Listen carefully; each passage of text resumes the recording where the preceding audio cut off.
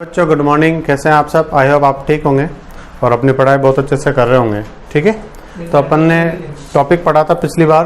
क्या टॉपिक पढ़ा था? क्लासिफिकेशन ऑफ कोलॉइड का लास्ट पार्ट पढ़ा था। ठीक है, अब उसमें मैंने बताया था कि कोलॉइडल सॉल्यूशन क्या होता है, कोलॉइडल सॉल्यूशन को किस तरीके से अपन क्लासीफाई कर सकते हैं।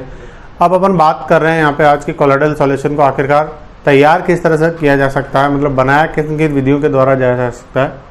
How colloidal solutions are prepared. ठीक है, तो देखो जब भी अपन प्रिपरेशन की बात करते हैं, कोलॉइडल विलयनों का निर्माण जब होता है तो दो तरीके के कोलॉइडल सॉल्यूशन बनते हैं। एक तो होता है लेयोफिलिक नेचर का, दूसरा होता है लेयोफोबिक नेचर का।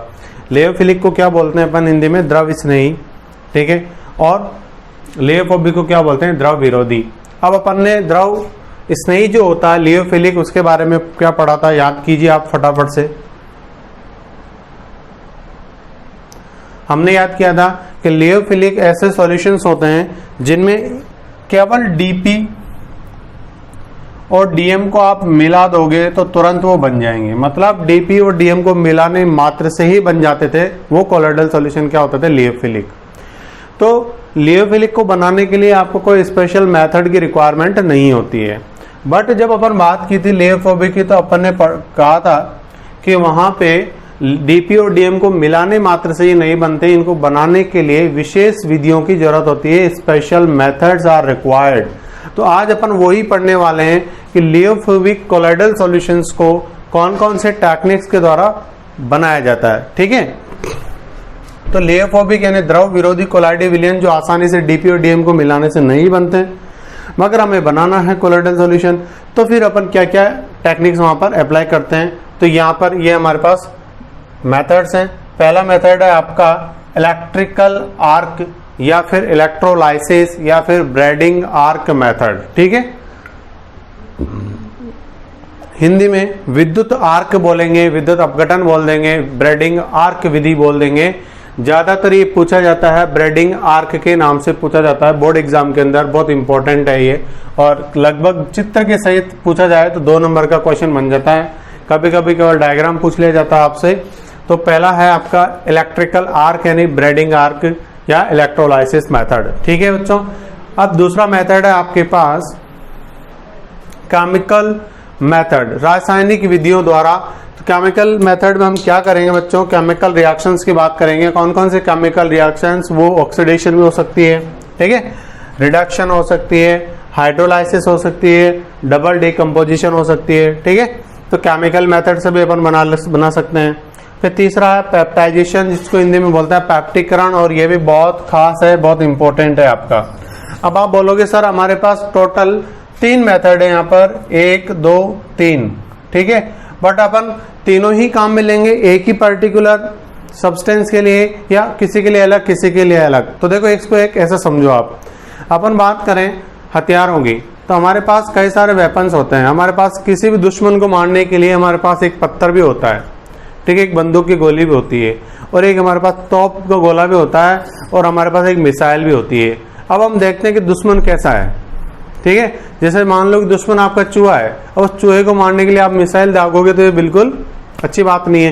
तो वही ठीक यहाँ पे अपन देखेंगे कि कौन सी मेटल है, नॉन मेटल है, कौन सा सब्सटेंस है जिसका आप कोलॉइडल सॉल्यूशन बना रहे हो, उस पर डिपेंड करेगा उसके लिए कौन सा मेथड सुटेबल है। यानी हम पहले ये डिसीजन लेंगे किसका कोलॉइडल सॉल्यूशन बनाने जा रहे हैं। ठीक है, उसके अकॉर्डिंग, उस पर जो सूट होता है, उस पर जो फिट होता है, उसके अकॉर्डिंग मेथड अपन लगा देंगे। ठीक है, तो हमारा कोलॉइडल सॉल्यूशन बन जाएगा। समझ में आ गई होगी आपको मेरी बात। ठीक है, तो एक ही चीज के लिए सारे मेथड नहीं लगाएंगे, अलग अलग सॉल्यूट के लिए अलग अलग मेथड्स लगाएंगे अपन। ठीक है, अपन पहला पढ़ेंगे इलेक्ट्रिकल आर्क मेथड, इलेक्ट्रोलाइसिस या ब्रेडिंग आर्क जिसका नाम है। ठीक है,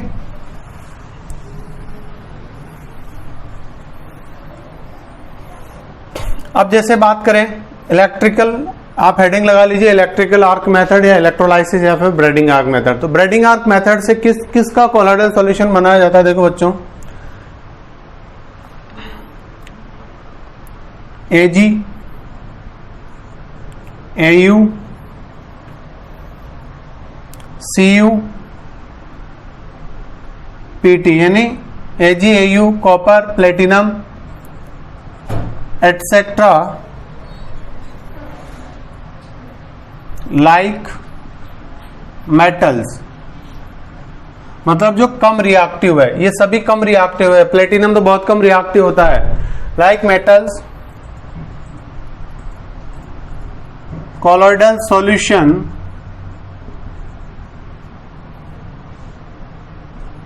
is formed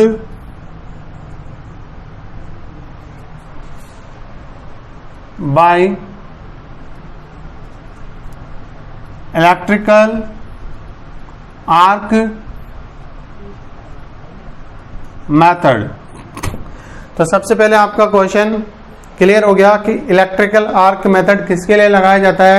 जनरली मेटल के कॉलोइडल सॉल्यूशन बनाने के लिए, जैसे सोने का बनाना है, चांदी का बनाना है, तांबे का बनाना है, प्लेटिनम का बनाना है, बट मेटल इनके जैसे होने चाहिए, ठीक है। लाइक मेटल्स मतलब इनके जैसे से मतलब क्या है, यहाँ पर लेस रिएक्टिव होनी चाहिए। हाईली रिएक्टिव क्यों नहीं लेते हैं, उसका रीजन अभी थोड़ी देर बाद आपको खुद को समझ में आ जाएगा, ठीक है। हिंदी मीडियम वाले बच्चे, पहला पॉइंट वैसे नोट्स में लिखा हुआ है, फिर भी लिख सकते हैं चाहे तो। इस विधि द्वारा Ag, Au, Cu, Pt आदि धातुओं का कोलाइडी विलयन बनाया जाता है, ठीक है। अब अपन क्या करते हैं बच्चों, इस मेथड में जिस भी मेटल का कोलाइडल सॉल्यूशन बनाना है, ठीक है, मैं यहाँ पे डायग्राम बना रहा हूं। डायग्राम में आपको सारी चीज क्लियर हो जाएगी, ठीक है। देखो, हम जिस भी मेटल का कोलाइडल सॉल्यूशन बनाना चाहते हैं, उस मेटल की हम दो छड़ें लेंगे, दो रोड अपन इस तरीके से लेंगे, ठीक। थोड़ा यहाँ पे स्पेस कम है, मैं मिटा देता हूं।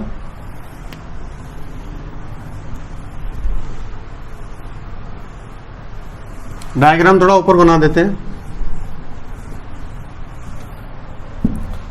देखो,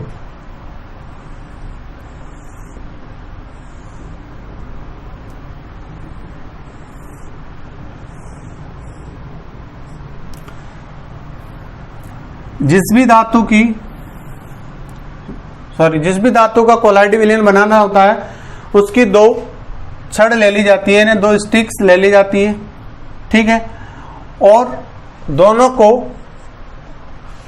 करंट से जोड़ दिया जाता है, ठीक है। ये एक पात्र लिया जाता है जिस इस तरीके का बना होता है, जिसमें यहां पर बर्फ भरी होती है, आइस,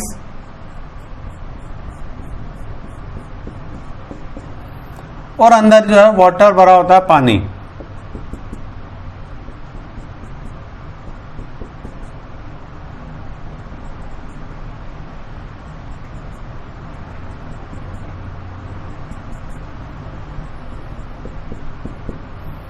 ये तो हो गया आपका वाटर,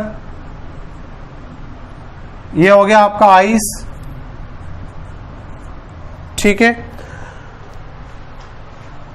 जैसे मान लीजिए गोल्ड का बना रहे हैं, तो गोल्ड की दोनों छड़ें ले लेंगे अपन, तो मेटल रॉड, धातु की छड़ें। अब इनको बहुत ज्यादा वोल्टेज दिया जाता है। हाई वोल्टेज देने के बाद इन दोनों छड़ों को यहां पर एक दूसरे से क्रॉस किया जाता है, टच किया जाता है। जब ये दोनों छड़ें टच होती है तो यहां पर एक चिंगारी जनरेट होती है, आर्क बनता है। आर्क का मतलब होता है चिंगारी, ठीक है। तो ये आर्क किसके द्वारा जनरेट हुआ, करंट के द्वारा, तो इसका नाम हो जाता है इलेक्ट्रिकल आर्क। अब इस इलेक्ट्रिकल आर्क से हीट जो क्रिएट होती है, उसकी वजह से मेटल पिघलती है, और मेटल पिघल करके कोलोइडल लिमिट में यहां पर घुल जाती है पानी के अंदर।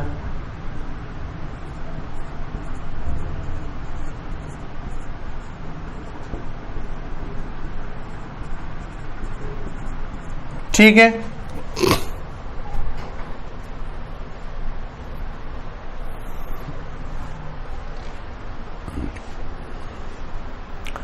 अब देखो यहां पर ऐसा क्या हुआ कि मेटल जो है वेपर में कन्वर्ट होने के बाद बाहर नहीं निकली। तो देखो यहाँ पर आपने आइस लगा रखी है। इस आइस का काम क्या है? इस पानी को ठंडा रखना। जब आइस इस पानी को ठंडा बनाए रखेगी, बर्फ जो है वो पानी को ठंडा रखेगी, तो यहाँ पर बहुत हाई वोल्टेज दिया जा रहा है। तुरंत जैसे आप देखते हो कई बार घरों में स्पार्किंग होती है, कोई दो वायर अगर टच हो जाते हैं तो तुरंत स्पार्किंग होती है। तो जो स्पार्किंग होती है, जैसे आप वेल्डिंग वाले को देखते हो, वो जैसे ही वेल्डिंग करता है तो तुरंत कितनी स्पार्किंग होती है, और जैसे जैसे स्पार्किंग होती रहती है उसकी जो वेल्डिंग की वो छड़ होती है, जो पेंसिल होती है लगी होती है, पतली सी स्टिक वहां पे लगी होती है, वो पिघलती रहती है और वहां पर चिपकती रहती है। फिर ठंडा होने के बाद वापस वो क्या हो जाती है? हार्ड हो जाती है। तो जैसे यहाँ पर आर्क जनरेट होता है, चिंगारी जनरेट होती है, तुरंत वहां पर उष्मा, टेम्परेचर अधिक होने के कारण हीट जनरेट होती है, उष्मा, और उससे मेटल क्या होती है? टूट जाती है। मेटल टूट करके इसमें क्या हो जाता है? तुरंत ठंडे पानी में होने के कारण बाहर नहीं निकलती वो, और यहाँ पर ये घुल जाती है। ठीक है। और यहाँ पर पानी में घुलने के बाद हम कह सकते हैं कि मेटल किस लिमिट में टूट गई है? कोलॉइडल लिमिट में। तो यहाँ पर मेटल का कोलॉइडल सॉल्यूशन बन गया। ठीक। अब होता क्या है? ये बहुत ज्यादा अनस्टेबल होते हैं। हमने पढ़ा था लियोफोबिक्स आर अनस्टेबल, बहुत कम स्टेबल होते हैं, तो इनमें बाहर से सब्सटेंस मिलाए जाते हैं टू प्रोवाइड द स्टेबिलिटी। तो उन्हें क्या बोलते हैं अपन? स्टेबलाइजर। ठीक है। तो यहां पर अपन NaOH, ठीक है, और KOH मिला देते हैं एज ए स्टेबलाइजर।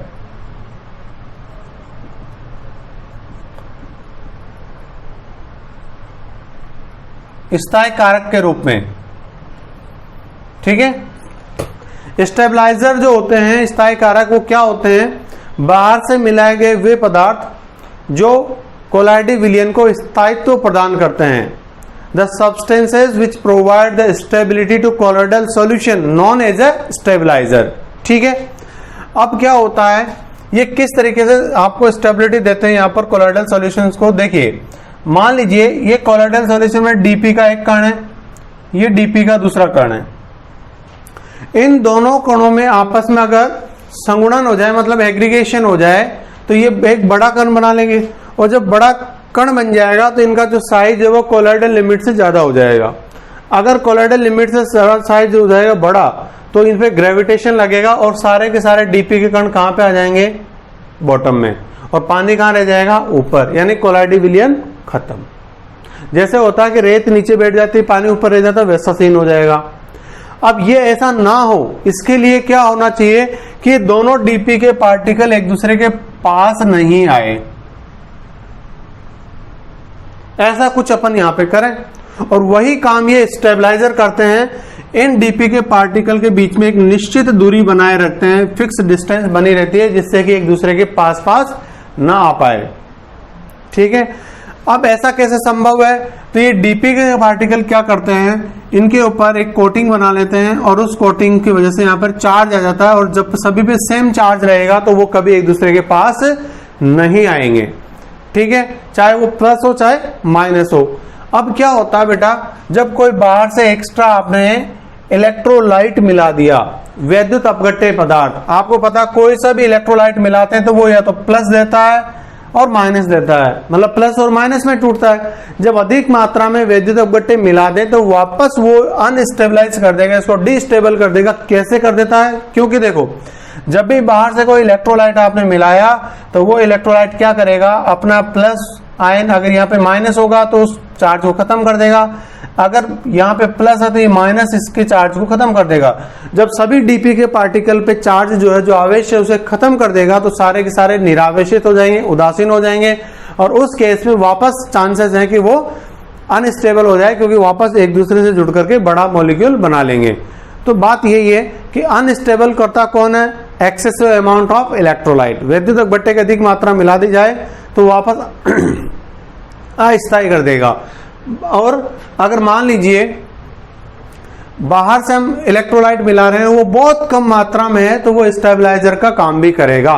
ठीक है। यानी स्थायी कारक की ही अगर अत्यधिक मात्रा मिला दी जाए तो वो नुकसानदायक भी है, याद रखना। वो वापस सॉल्यूशन को अस्थायी भी कर देता है। आगे चल के अपन लिखेंगे विषय इसके बारे में। ठीक।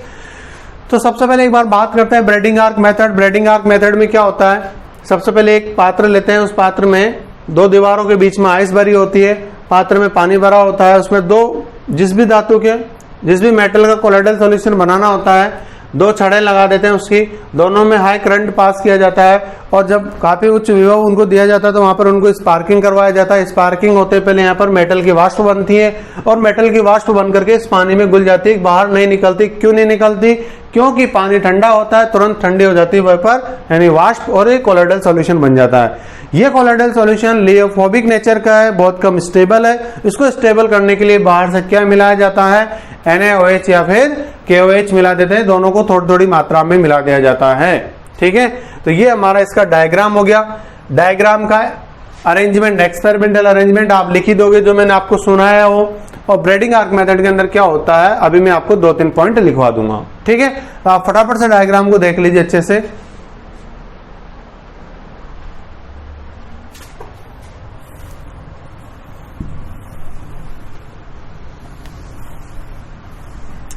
हिंदी मीडियम में सबके पास नोट्स अवेलेबल है, नोट्स में लिखा हुआ है। इंग्लिश मीडियम वाले बच्चों के लिए मैं यहाँ पर ब्रेडिंग आर्क के बारे में लिख देता हूँ। पहला पॉइंट आपने लिख ही दिया कि AgAuPt जैसे मेटल्स का कोलाइडल सॉल्यूशन इस विधि से बनाते हैं, इस मेथड से अपन बनाते हैं। दूसरा पॉइंट क्या लिखेंगे अपन,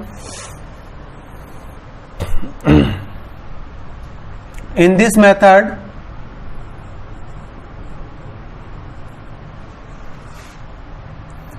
method two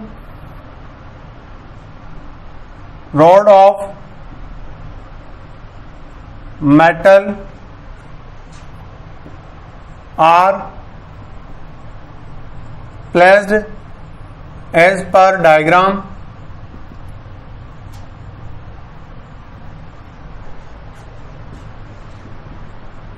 in a container.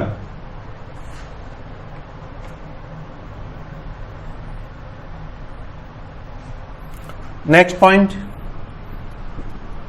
in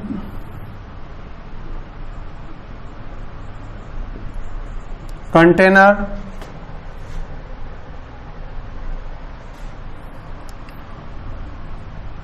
very little amount of NaOH and KOH are added as a stabilizer.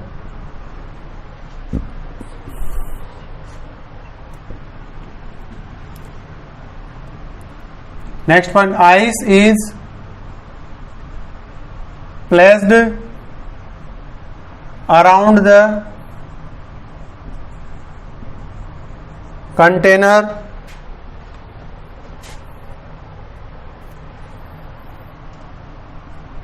to provide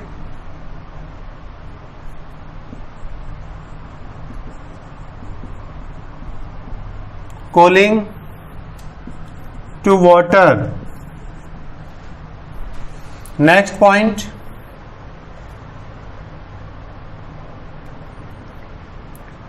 when both two metallic rods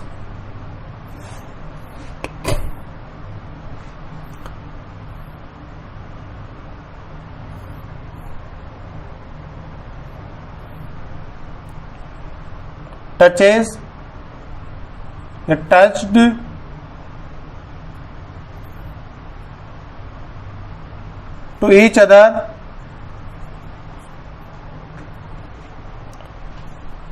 to each other,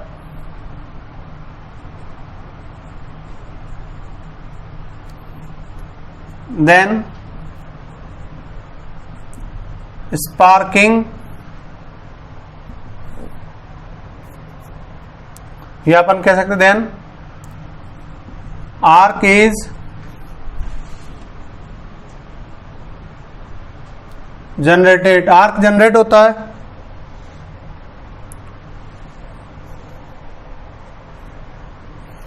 Next point, due to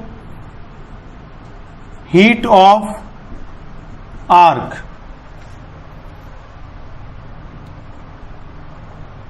vapor of metal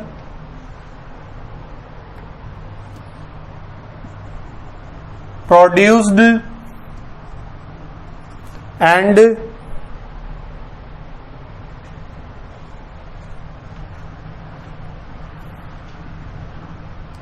dissolved into water.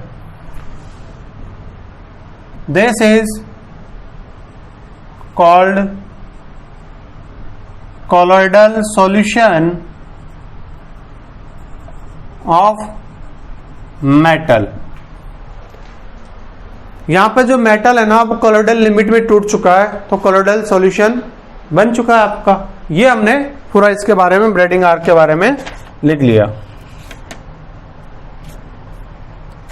ठीक है,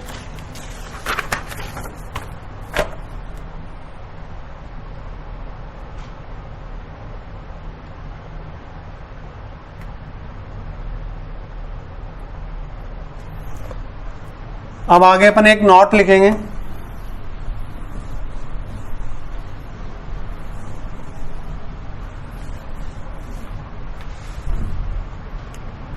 note, लेओफोबिक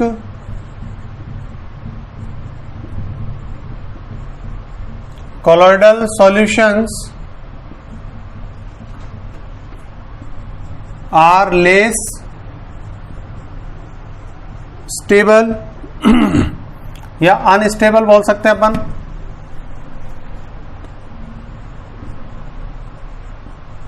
unstable, so to provide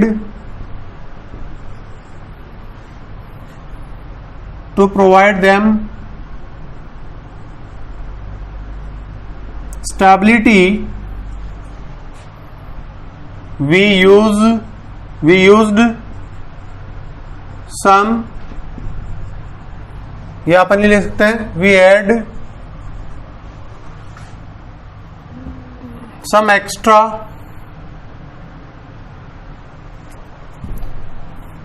external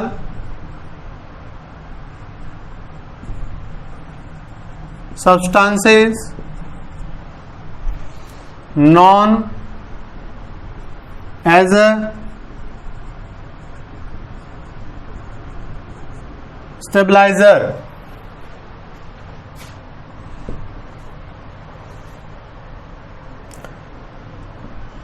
These stabilizer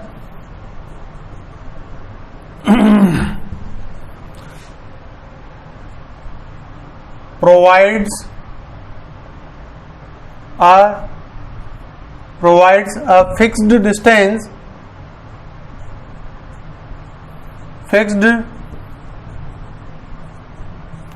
distance between dp particles.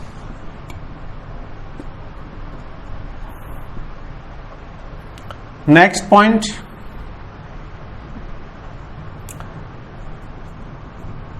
excessive amount of electrolyte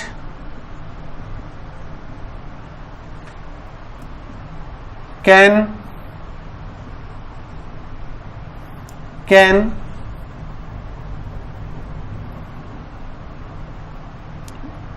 neutralize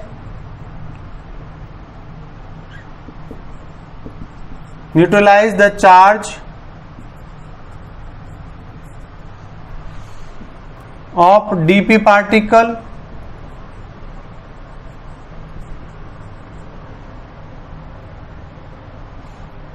and colloidal solution becomes unstable. ये point आपको knowledge के लिए लिख रहा हूं, आगे अपन यूज करेंगे इसका कहीं ना कहीं। तो देखो बातें क्या लिखी है अपन ने कि लियोफोबिक कोलोइडल सॉल्यूशन कम स्टेबल होते हैं, इन्हें स्टेबिलिटी देने के लिए बाहर से अपन को सब्सटेंस मिलाते हैं जिनको क्या कहते हैं, स्टेबलाइजर बोलते हैं, स्थायी कारक।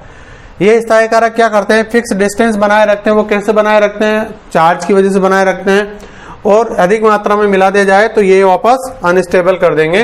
तो ये आपको याद रखना था, ठीक है।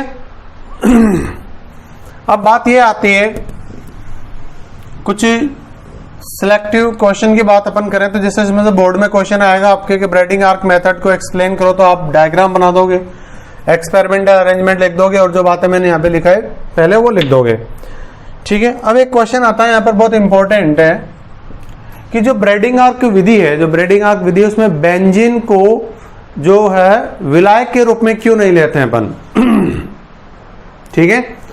मतलब जल आपने यहाँ पे विलायक लिया, मेटल को घोला तो वो क्या हो गया, विलय यानी डीपी मेटल, और डीएम कौन है आपका, वाटर। तो वहां पानी की जगह अपन बेंजीन क्यों नहीं लेते, ये बात देखनी है अपन को यहाँ पे, ठीक है। तो in Bredig arc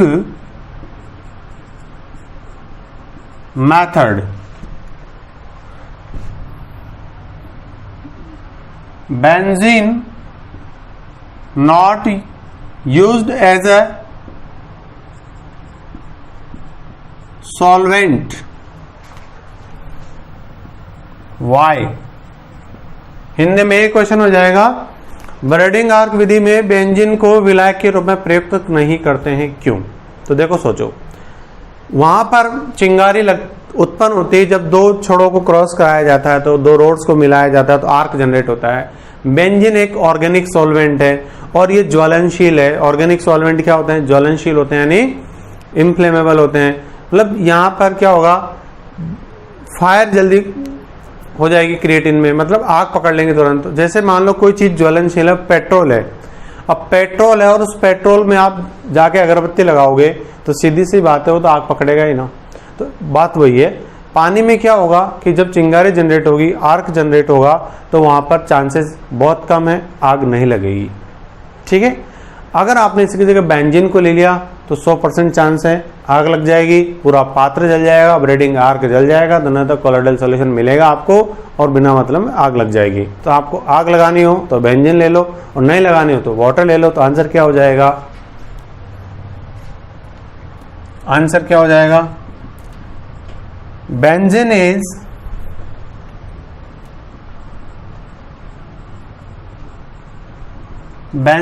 organic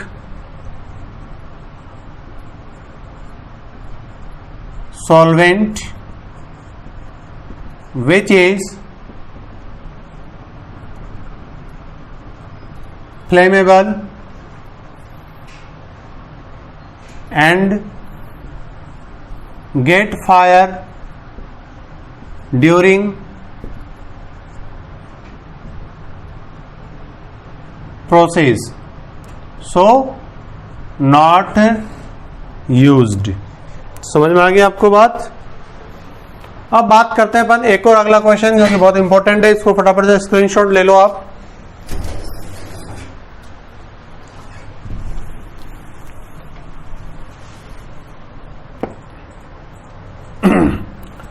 next question है आपका, in the following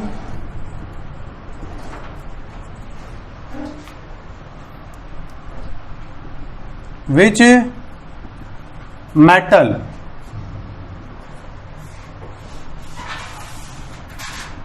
colloidal solution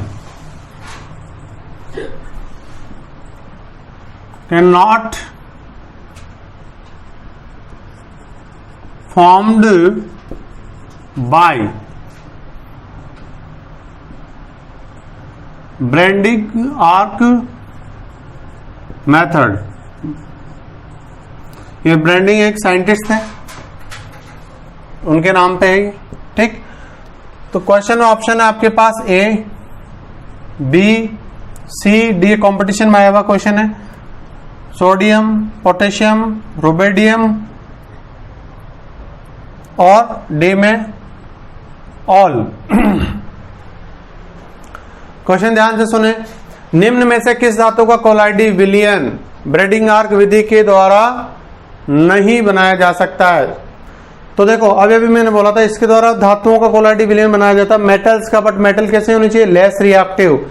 sodium तो वैसे ही आग पकड़ता है, आपको पता होगा, हवा में खुला छोड़ते पहले। पोटेशियम, रोबेडियम, ये सभी क्या है? बहुत हाईली रिएक्टिव है, अधिक क्रियाशील है, तो इनमें से किसी का भी नहीं बनाया जा सकता। ठीक है, तो आंसर क्या हो जाएगा? डी, ऑल, सभी का नहीं बनाया जा सकता। इनमें से तीनों ऑप्शन जो हैं आपके पास, सोडियम, पोटेशियम, रोबेडियम, ये तीनों ऐसे हैं जो आग पकड़ लेंगे। और फिर कह रहा हूं आग लग जाएगी तो पात्र भी नहीं बचेगा, हो सकता है आप भी नहीं बचो। ठीक है, इसलिए ऐसा काम करना ही नहीं अपन को। तो अधिक क्रियाशील धातुओं का कोलाइडी विलयन इस विधि के द्वारा नहीं बनाया जा सकता है। फिर इनका कैसे बनाएंगे? अब आपने हाथी पकड़ ली, बिल्कुल जिद के बनाना ही है। और कोई मेथड है हमारे पास, ऑक्सीडेशन रिडक्शन है, केमिकल मेथड है, उनसे बन जाएंगे, कोई दिक्कत नहीं, चिंता की क्या बात है। तो आज अपन ने क्या किया, ब्रेडिंग आर्क को कंप्लीट कर लिया है। अब आप ब्रेडिंग आर्क को पढ़ के एक इसका अच्छा सा डायग्राम बना के, ठीक है, केवल डायग्राम इसका अच्छा सा अपने कॉपी में बना के और ग्रुप में सभी बच्चे फोटो खींच के डाल देंगे। ठीक है, उससे ये पता चल जाएगा मुझे कि कौन कौन आलसी है, कौन कौन महान आलसी है, और उससे भी ऊपर कौन बहुत बड़ा आलसी है। ठीक है, और उससे ये भी पता चल जाएगा कि कौन आता पता लापता है, मतलब किसको ये पता नहीं है कि क्या चल रहा है अभी केमिस्ट्री में, कौन सा टॉपिक चल रहा है। मुझे पता लग जाएगा कौन पढ़ रहा है कौन नहीं पढ़ रहा, ताकि कल को वो आए तो फिर उससे अपन बात कर सके। ठीक है, थैंक यू सो मच।